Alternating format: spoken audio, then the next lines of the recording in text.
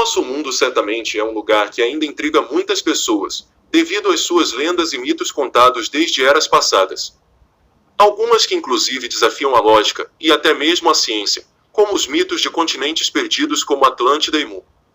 Nesse vídeo de hoje, irei abordar algumas evidências históricas e mitológicas do continente atlântico. Este que por sua vez foi citado com mais precisão pelo filósofo e matemático Platão.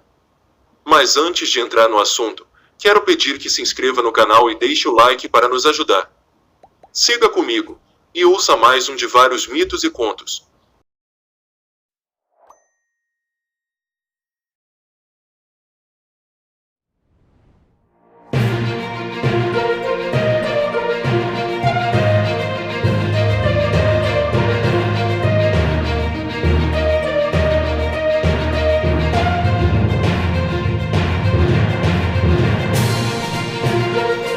Existem várias teorias sobre a veracidade ou a não veracidade de Atlântida.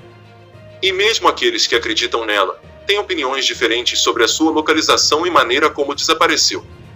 Há aqueles que acreditam que a antiga Atlântida se localizava na remota e gelada Antártida, outros já teorizam que ela se localizava no Mediterrâneo. Já uma outra teoria aponta que o Olho de Richat, ou o Olho da África, é um resquício do que teria sido a famosa Atlântida. Mas enfim, a primeira menção de Atlântida apareceu em dois diálogos famosos de Platão, que foi um filósofo ateniense no século IV a.C. No primeiro desses diálogos, Critias e Timeus, alguns dos personagens de Platão, contam a história de um povo que vivia para além dos pilares de Hércules, atual Estreito de Gibraltar. E nesse diálogo, é contado que quando os deuses dividiram as terras do mundo, Poseidon, o deus do mar, ficou com Atlântida, que por sua vez se localizava no Oceano Atlântico. Também é contado nesses diálogos que havia uma montanha no centro da ilha, onde vivia uma jovem mortal chamada Cleito, por quem Poseidon acabou se apaixonando. Então, para proteger a sua amada, ele teria isolado a montanha rodeando-a com água e terra, fossos e muros alternadamente. E assim, tempo depois da união de Cleito com o deus dos mares, cerca de 10 filhos homens foram gerados dessa união, sendo eles 5 pares de gêmeos. Para que houvesse organização na ilha, Poseidon dividiu o local em 10 partes, e deu uma parte para cada um de seus filhos. E desses 10 filhos, um em especial ganhou um nome que designa toda a ilha, o Titã Atlas. Daí surgiram os nomes Atlântida, Atlântico e Atlantis, e assim foi formada a ilha ou o continente anelado. Bom, segundo as descrições de Platão, a famosa Atlântida era maior que a Líbia e a Síria juntas, pelo menos baseado no que se conhecia desses territórios na época. Além disso, a ilha era rica e desenvolvida em vários quesitos, dispondo de uma grande quantidade de oricalco, uma espécie de liga de metal muito valiosa. Sua fauna também não ficava atrás. A ilha dispunha de diversas espécies, tanto selvagens quanto domésticas, e suas terras produziam grandes quantidades de frutos. Os reis da ilha possuíam todo o poder de seu reino, e através dele, estipulavam a maioria das suas leis, podendo punir até mesmo com a morte. Contudo, todas as leis de um rei sobre o outro era controlada pelos decretos do próprio Poseidon. Inclusive, é contado que em uma das colunas do templo de Poseidon que ficava no centro da ilha, estava decretado que os reis se reunissem a cada 5 anos, quando acontecia uma espécie de julgamento entre eles. Esse tal julgamento parecia mais um torneio de reis, pois essa cerimônia consistia que eles se isolassem no templo de Poseidon, onde eram soltos vários touros selvagens. E assim que os touros eram soltos, os reis deveriam capturar e matar para mostrar que eram capazes. E não parava por aí, pois logo após matar o animal, eles jogavam parte do seu sangue no fogo jurando proteger e respeitar as leis sagradas de Atlântida. E ao anoitecer, os mesmos reis se vestiam com belas túnicas para serem julgados uns pelos outros. E assim ia se mantendo o reino de Atlântida por vários anos e gerações consecutivas, onde tudo era ligado às leis divinas e religiosas deles.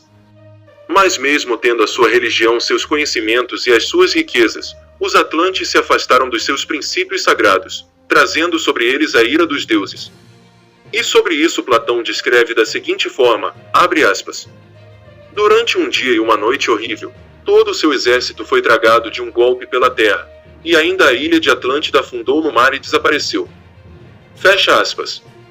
Com isso, todos os vestígios da famosa Atlântida se perdeu com o passar do tempo, sendo considerado por alguns como apenas uma lenda criada por Platão. Sobre sua destruição, é fundamentado várias hipóteses, como o dilúvio bíblico, ou catástrofes naturais, como terremotos, tsunamis e erupções vulcânicas. Sobre sua localização, também há muitos debates e controvérsias entre os pesquisadores. Já que, pela linha de Platão, ela se localizava no Oceano Atlântico, para além dos pilares de Hércules. Mas muitos pesquisadores discordam dessa descrição do filósofo. Para alguns, Atlântida é na verdade uma analogia à ilha de Creta, que também foi uma superpotência da antiguidade. Essa ilha também possuía vários palácios, também tinha um conhecimento sofisticado para a época, e seu povo também fazia a cerimônia dos touros. A única diferença era sua localização. Enquanto Atlântida se localizava no Oceano Atlântico, Creta se encontrava no Mediterrâneo. Mas se há algo que Creta e Atlântida realmente têm em comum, é que, segundo os historiadores, Creta também teria sido atingida por desastres naturais. E isso teria sido responsável pela extinção do povo minoico que vivia na ilha, um evento que ocorreu cerca de 3.600 anos atrás. Uma outra teoria aponta que o dilúvio bíblico teria sido responsável pela destruição de Atlântida, e até mesmo do continente perdido de Mu. A teoria é apoiada no modelo de quando a Terra era composta de um único supercontinente, chamado de Pangeia. Devido às águas do dilúvio terem sido extremamente violentas, isso teria provocado a separação dos continentes e a destruição de alguns outros. Pois as águas não vinham apenas do céu, mas também das fontes subterrâneas da Terra, abrindo fissuras enormes no solo. Com essa catástrofe global, Atlântida teria sido afundada no mar sem deixar nenhum resquício de sua existência para trás. Ou será que deixou? Algumas pessoas associam as pirâmides do Egito, maias, astecas, e algumas construções megalíticas sem explicação, como resquícios dos habitantes de Atlântida. Saber se isso é algo realmente plausível é difícil de se imaginar, mas é inegável que essas construções são no mínimo impressionantes. Principalmente se levarmos em consideração que os povos primitivos não tinham tecnologia, ou dispunham de conhecimentos avançados.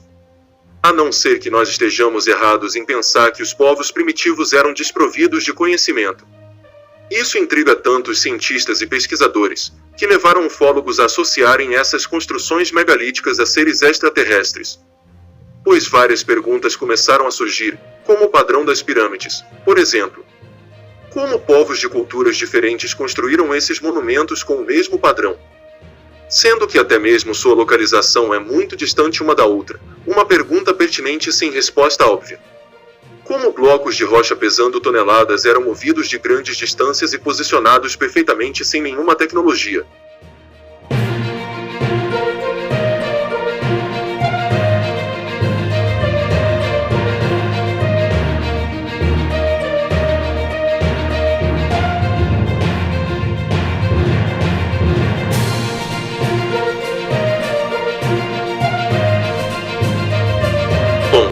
Assim como essas questões, o mito de Atlântida vai se manter por muitos anos, sendo uma dúvida para alguns, uma lenda para outros, ou até uma verdade de um passado distante que nós não conhecemos.